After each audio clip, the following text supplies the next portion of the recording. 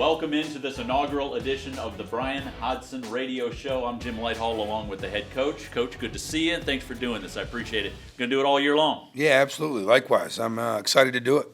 You know, the last couple of years we have not done a radio show, and we had done them years before that, but when I first met you, and one of the first things I was told was that you wanted to do a radio show. This was very important to you. Yeah, you know, I enjoyed it over the last 2 years as a head coach. I thought it was a time to, send the message out to our fan base, what's going on with our program, kind of give the inside scoop, so to say. And, you know, even when we get to do it in person, you know, on location, gives an opportunity for fans to come out and ask questions. And, we felt like we gained a good connection with people at the radio show. We want to cover a lot throughout the course of this year. Of course, we're going to talk some X's and O's. We'll talk personnel, but I want to give people a look behind the curtain a little bit because there's so much that goes on, not only in the Muma Center, but in your office, in the locker rooms, out on the road. All that stuff to me is the things the fans don't get. They're not privy to that information, and I think it's our vehicle to kind of give them some of that stuff. Yeah, absolutely. And again, that's part of the reason why I like to do it. You know, if they don't see me in person at a function, they're not getting to ask those questions. You know, and so when we have the radio show that kind of opens the door to some of the more inside the locker room / inside practice type details that the normal fan doesn't have access to. We'll talk with players this season, staff members as well. We've got C.J. Brown coming up a little bit later on the show. But you're 9 months into this thing, this South Florida experience. Has it gone the way you thought it was going to go? Let me rephrase. Is it going the way you thought it was going to go? Let's put it that way. Yeah, it is. As a head coach, we'd love to be 10-0 right now. Obviously, we're 6-4, but I am thrilled with where we are at. And when I say that, not happy with losses by no means. We have high standards and high goals and aspirations here, but more so our path, our trajectory, our growth and our development. And I feel like we're on an upward trajectory. We've played a top 15 non-conference strength of schedule in the country. We did not dodge or duck anybody. As a matter of fact, it was quite the opposite. And so we wanted to be challenged, and we have been. We played really good basketball teams. We got another one coming up next week. But we're starting to figure out who we are, and that's important as you head into conference play. We'll talk about that schedule coming up in just a little bit, where your net ranking is right now, the highest in school history. You do things, and your staff does things a little bit different. The metrics are so important to you, so important to your staff. Where did you learn that from, and why do you do it that way? Yeah, as far as learning it, it's obviously my time with Nate Oates at Alabama. I mean, he is a numbers guy, a math guy through and through. There is no real opinions when you're dealing with Nate Oates. It's you're going to get a factual answer based on data, and the NBA has gone so far that direction as well. And so my message and opinion on that is, if you take the best basketball league in the world, by far, hands down, and their sole focus right now is figuring out analytical advantages within the margins to win basketball games. They don't have to worry about recruiting, fundraising, kids going to class. They don't have to worry about it. Just hoops. Yeah. And they've adopted this method. It's probably something we should look into, right? And so we have, and we really just. My kind of mantra has been eliminate human error in coaching, right? We look at our best 2-man lineup, 3-man lineup, 4-man lineup, 5-man lineup, offensive efficiency, defensive efficiency as a team individually. And you get to, honestly, you correct yourself sometimes. I may come out of a game and say, man, so-and-so was awful defensively. We can't, we've got to cut his minutes. Then we go back and look at the numbers, it's not the case. And so it kind of eliminates some of that human error and allows us to really, put our best foot forward as far as coaching this group. Have you seen the movie Moneyball? Yes. When you saw that, did that really resonate with you? Yeah, I mean it's a very similar deal because Yeah. we use it in recruiting, right? They use analytics and data to build a baseball team. We use it in recruiting. This roster was built with an analytical approach, and making sure that we filled the gaps and any holes we may have in the roster, and we use an analytic company that kind of gives us their feedback. Okay. We also use it in scheduling.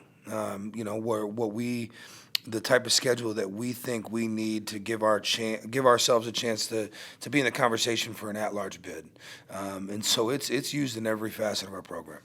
Winning every day is a big thing for you. Explain that to the people at home. Yeah, I just a firm believer that there is no such thing as staying the same, right? So when you wake up every morning and you go to bed every night, that day you either got better or you got worse, and there's no such thing as staying the same. And so it's kind of our message to our guys, right? Did you get better today? Because if you didn't get better, you got worse. And so you've got to make a conscious decision, a conscious effort before you lay your head at night to find a way to make sure that you improved in some facet. And this is not an opinion. This is you're keeping score each day on everything. Yeah, we do. We keep track and score of everything we do. From every shot these young men take from the time they step on campus in live action, we have every shot literally from May. Who's doing that? I've got a whole crew of. I got the best staff in the country.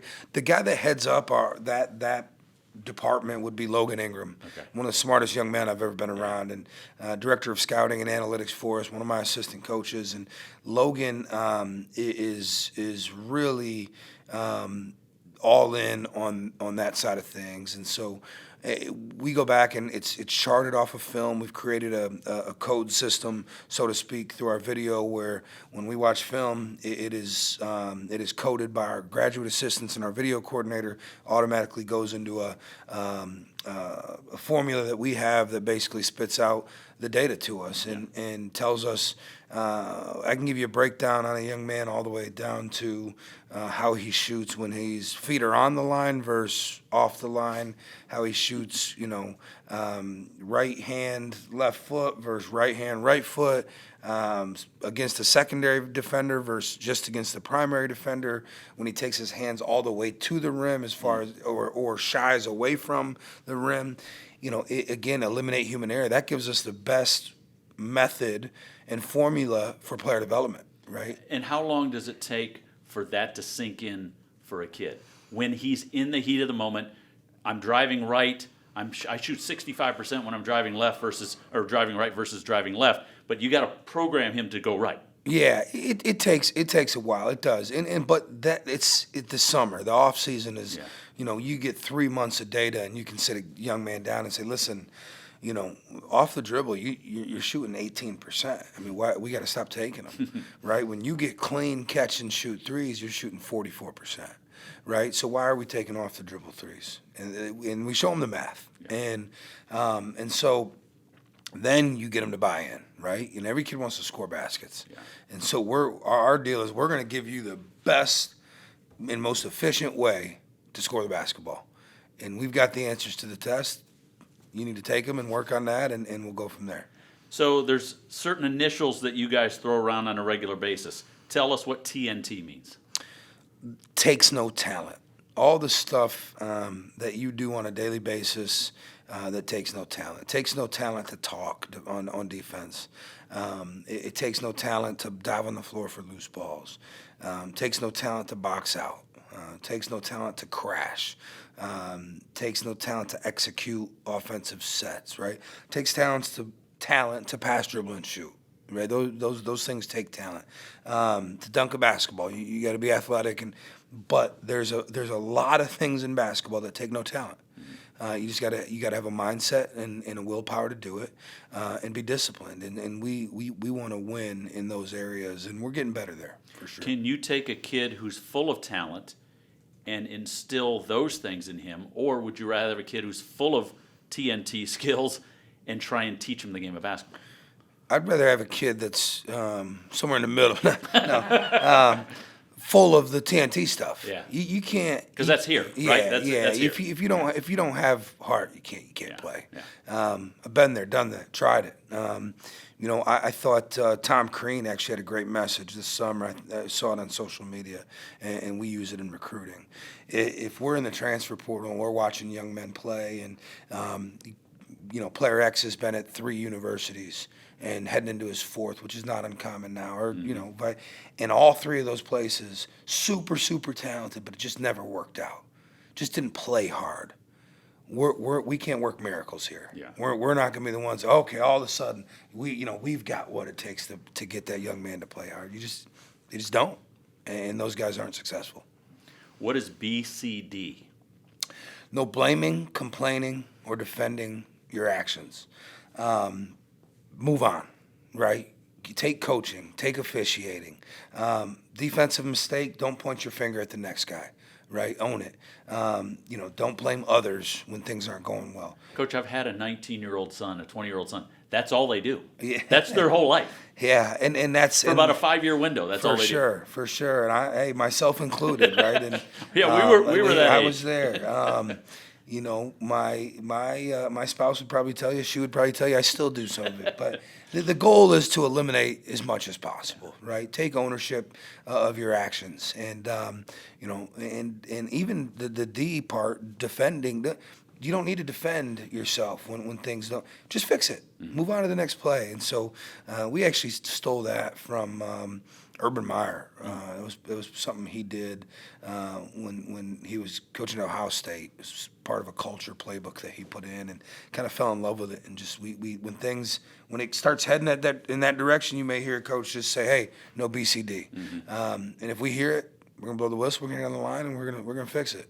If you BCD about that, we're gonna fix it again.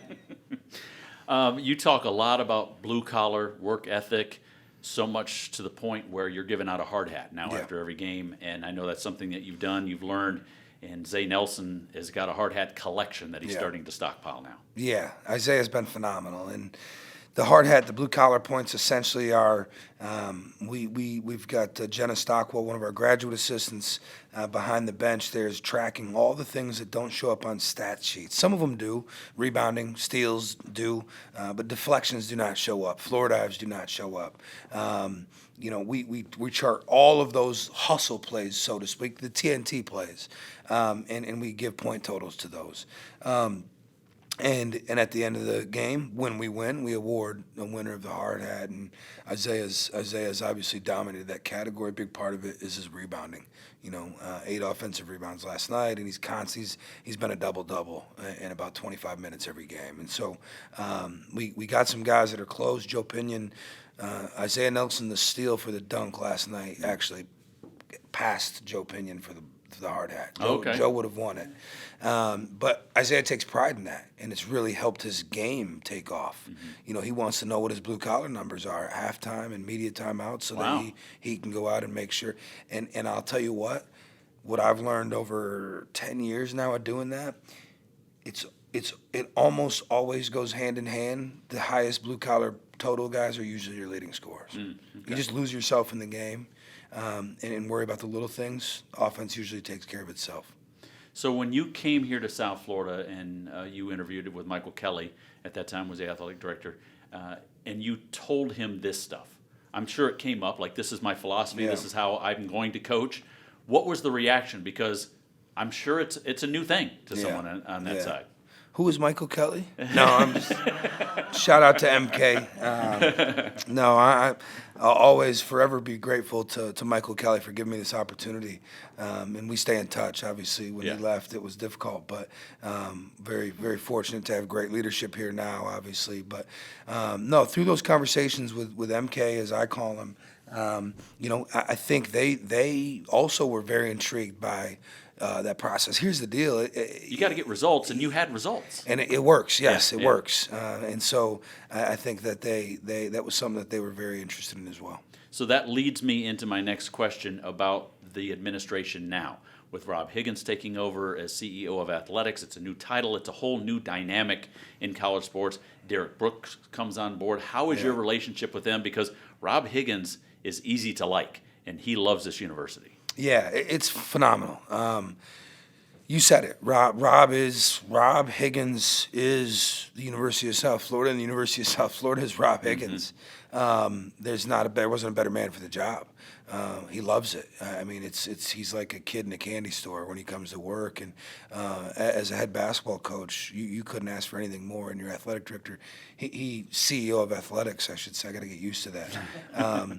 I mean, he lives and dies by every possession of every sport on this campus, and takes personal pride in our success, right? And so when you have that buy-in from your leader, we feel that as coaches, the athletes feel that, and you know that you're going to get his absolute best every single day. And Derek Brooks is one of the most phenomenal men I've met. As far as a man of character, and like, you got a guy that's got a gold jacket, right? I mean, we're talking an icon in NFL football. Yeah. And the servant leadership that he shows on a daily basis, not just on this campus but in this community, you don't get that from guys like him that have done what he's done. Mm-hmm. I mean, if you didn't watch football, I mean, you would have no idea that Derek Brooks is Right. who he was. Right. But you know he's a leader. Yes, but Yeah. he shows leadership every day. He over communicates. He's so invested in this university. He didn't go to school here, but he's embraced his community, and so really happy to work under him as well. He's been phenomenal.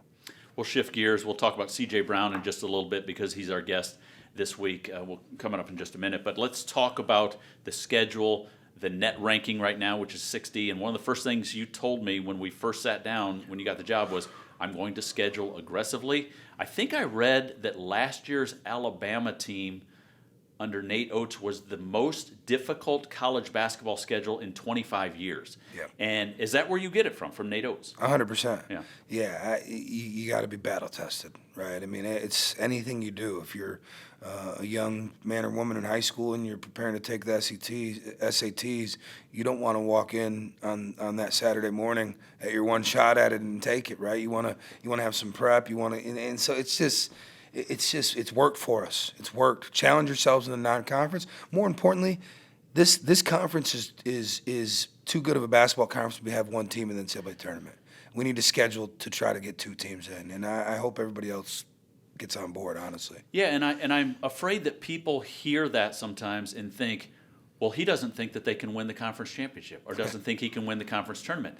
But you got to make contingency plans, don't you? You got to build a schedule just in case. You might have 3 kids hurt by the middle of March. Yeah. But your resume still has to be good enough to get you into the tournament. And you've said all along that this is more than a one-bid team. Yeah, or one-bid league. And anybody that thinks that, I mean, it just doesn't make sense, right?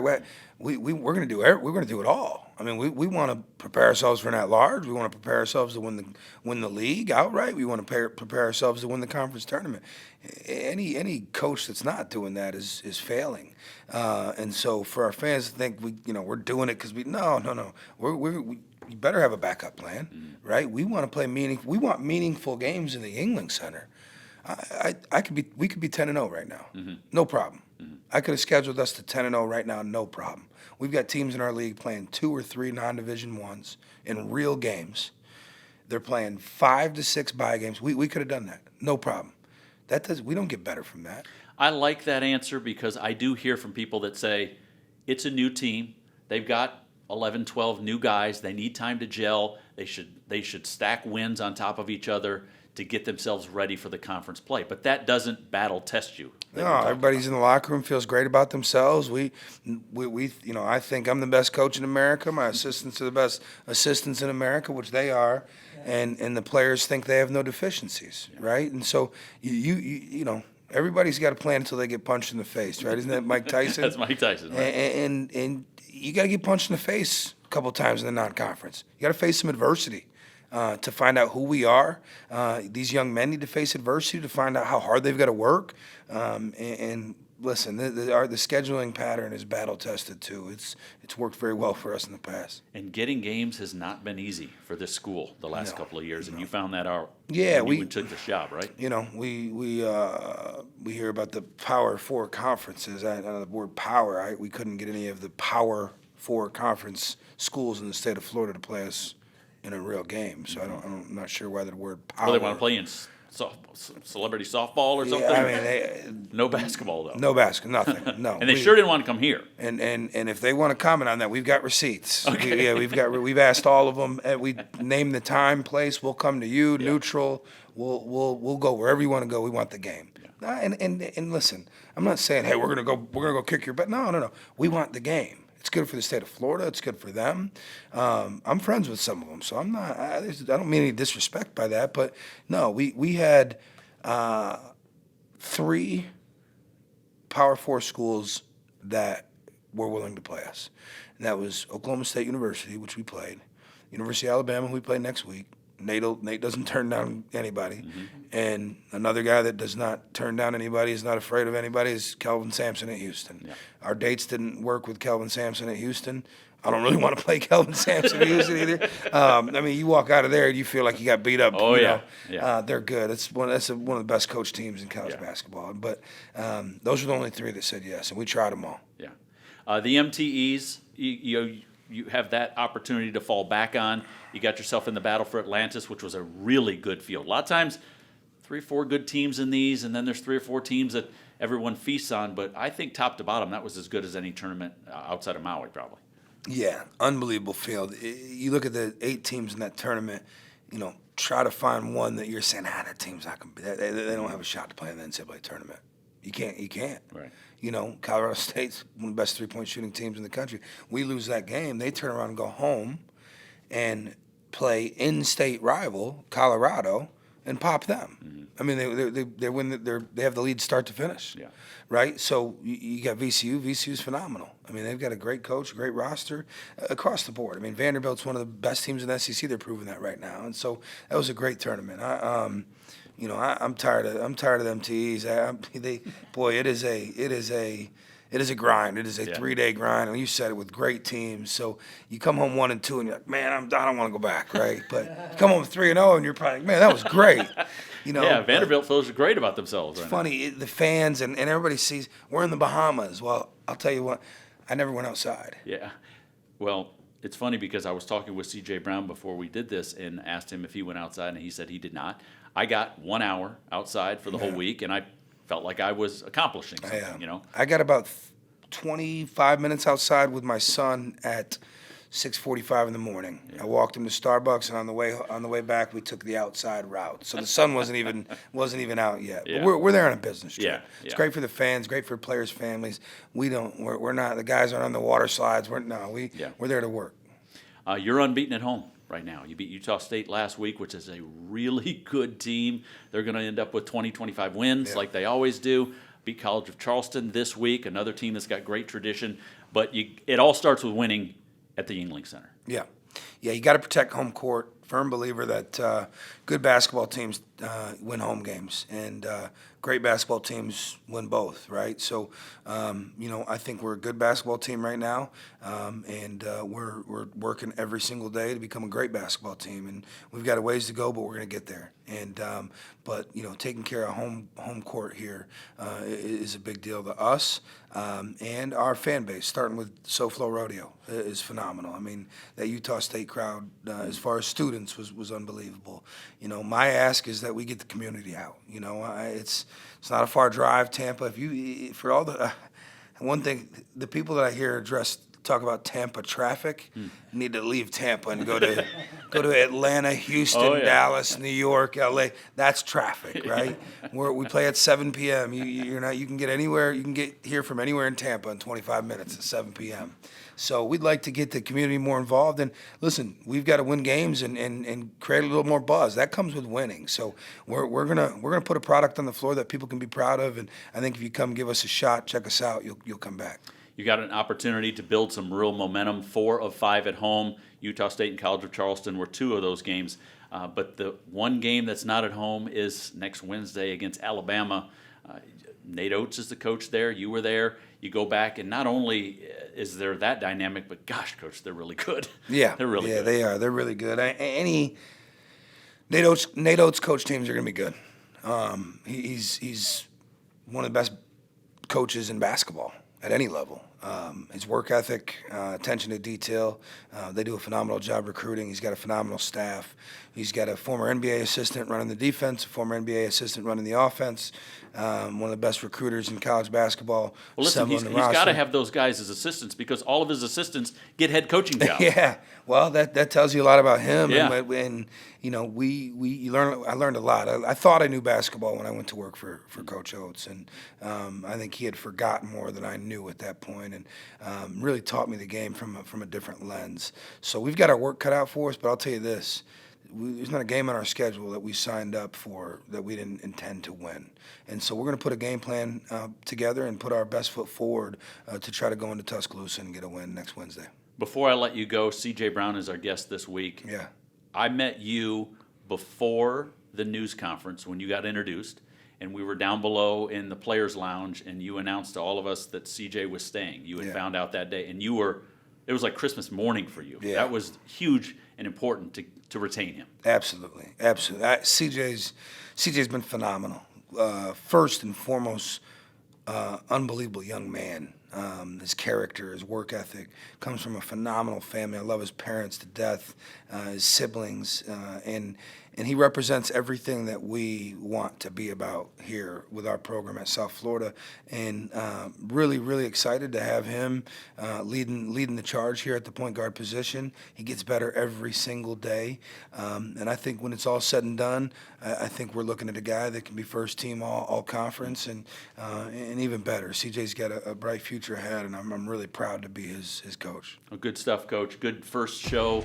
Appreciate you coming on. We're going to do this every couple weeks, and then once the season gets rolling in conference, probably every week. We'll have some live shows as well. We'll go out and get those questions from fans as well. So appreciate the time, and we'll catch up with you in a couple weeks. Sounds good. Thank you for having me. Welcome back to this first edition of the Bryan Hodgson Radio Show. I'm Jim Lighthall. Our first guest for the season, why not the point guard, the guy who's got the basketball in his hands more than anybody else, CJ Brown. CJ, we appreciate you coming by and joining us today. Thank you for having me. Listen, CJ, when you throw the initials out, everybody just thinks, okay, it's CJ Brown. It's not. It's Cornelius Wilson Brown II. Yes, sir. And everybody goes by, what, Little C in your house? Is that the deal? Yes, sir. Give us an explanation about that. My dad's name is Cornelius, so they call him Big C. And I just had the name since I was younger, Little C. So Cornelius Jr. Yes, sir, basically. That's basically the way it works. But I don't have Junior in my name. I Right. have the second instead, but everybody just thinks it's Junior in my name. What about around the facility and on the team? CJ, or did they go by Little C? CJ Okay. and Little C. The coaches call me Little C to When kind they're of mad? joke with me. Yeah, but they call me CJ most of the time.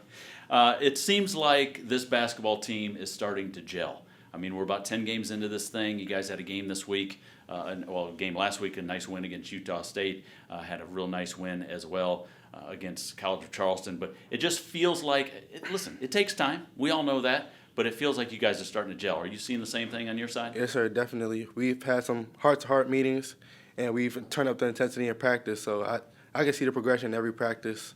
So it's just great to see how far we came from the beginning of the season to now, and we still have room to grow. When you say heart-to-heart, we hear this term a lot of times. The fans will hear the term players-only meeting or something like that. Is that kind of what you're talking about? And if Yes, that sir. happens, who initiates that? Is that the elder statesman on the team, or is that just someone who's vocal?